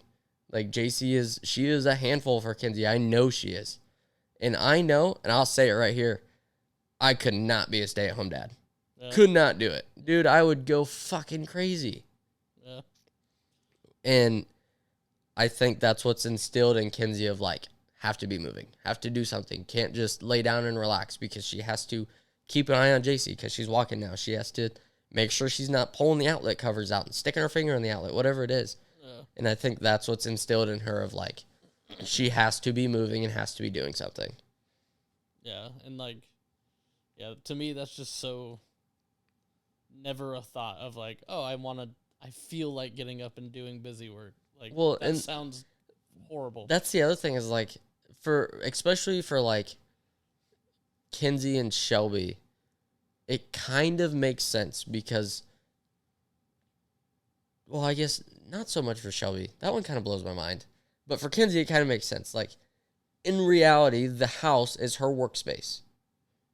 I know when I'm at work working, I want my workspace clear. I want it clean. I don't want to be tripping over stuff. I want my workspace picked up. So to me, it's Kinsey's workspace, I think, is how she looks at it. She wants it picked up. Yeah. And then also just the idea of having a clean house, in a sense. Yeah, I mean, I guess that's true. I mean, yeah, that's part of what it is like, since Shelby does work, is like, yeah. What is like, I would never want to come home. And that's what I was getting at. That's what I was trying to get at, is like, when I get home from work, especially with the work that I do, like I'm very tired by the time I get home. So it's like, I just want to sit there and I want to relax and watch TV and enjoy being at home with my family, not get home from work and have to clean. Right. But the reality of it is, Kinsey's the same way. She's working all day. She works more than I do. The reality of it is, she works from the time JC wakes up to the time she goes to bed. No breaks. Yeah. Because now JC's at the point of, she does not take naps during the day. Before, it was like, all right, she naps for 4 hours a day, twice a day. Yeah. That's basically the whole time I'm at work. Whereas now it's like, she's up all the time. You're working all the time. She wakes up in the middle of the night. Guess who's on duty? You are. Yeah. So thinking of it that way, it helps me get in that mindset of like, all right, I need to clean the house when I get home, so she doesn't have to do it. Because I know when Dad and Mom, I can't remember if Dad was working and then Mom wasn't, or yeah, Dad was working and Mom wasn't, whatever it was. I feel like Dad always looked at it as, or a lot of people look at it as, I go to work all day and you just stay home. Yeah. They're not just fucking staying home. The reality of it, like, a lot of people look at stay-at-home moms as like, you just stay home and do nothing all day. Yeah. And I can tell you now, I couldn't do it. I could not do it.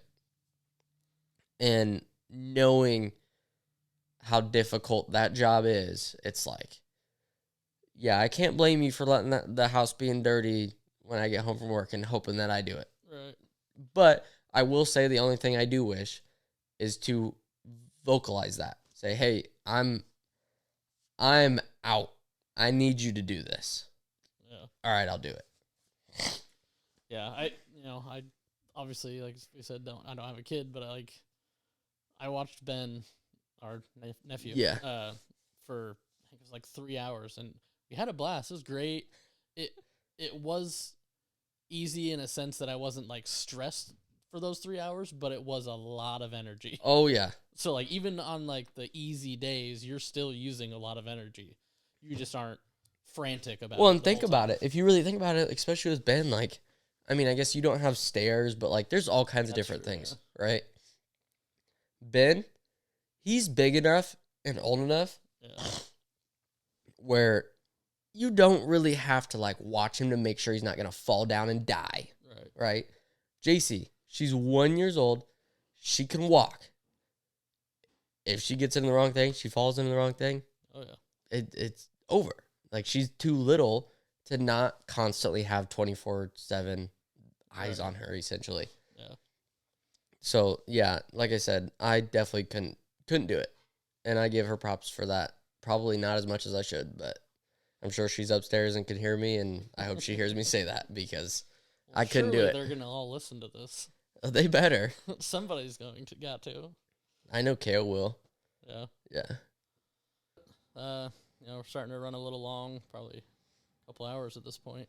Yeah, it's been a while. We've had some pretty deep and good conversations, especially for our first episode. I mean, we went into a couple things that we'll definitely go into deeper later on. I mean, obviously we talked a lot about things that I went through that shaped my relationship with Dad, which is some of those things a little crazy, and I'm not scared to talk about any of it. I mean, it all shaped who I am. Yeah, I mean, I went into this kind of thinking like I'm willing to talk about anything. It's more of who's willing to let us talk about certain things. Yeah. And that's the other thing is I'm like, not scared for me to say certain things. I don't want to upset somebody. And that goes back to like we were talking about a long time ago. I'm a very outgoing person. Yeah. And I just live life. I'll say it, and live with the consequences after, I guess, if something happens. Yeah. But I'm not too scared about talking anything I went through. Like I said, it shaped me, and if I didn't go through it, I wouldn't be who I am, and I wouldn't be around the people I'm around. So, Yeah. but I think we're gonna end it for the day, and we'll see you guys next week. We may have grown up differently, but somehow we ended up right here together. Thanks for joining us on Same Roots, Different Routes. If you enjoyed the episode, don't forget to subscribe, leave a comment, and share with someone who would love to hear it. Until next time, same roots, different routes. I forgot about that part. I did too until I got to it. And then you looked at me, I'm like, oh, yeah. All right, I'll read it again. Well, we may have grown up differently, had different experiences, but somehow we ended up right here. Son of a bitch. Take 3. Well, we may have grown up differently, had different experiences, but somehow we ended up right here together. Thanks for joining us on Same Roots, Different Routes. If you enjoyed the episode, don't forget to subscribe, leave a comment, and share it with someone who'd love to hear it. Until next time, same roots, different routes. Distant flights, still the roots, hold them tight. Brothers, same roots, different routes. One dreams big, one takes the doubts. Together bonded, yet set free. Different oceans, same family.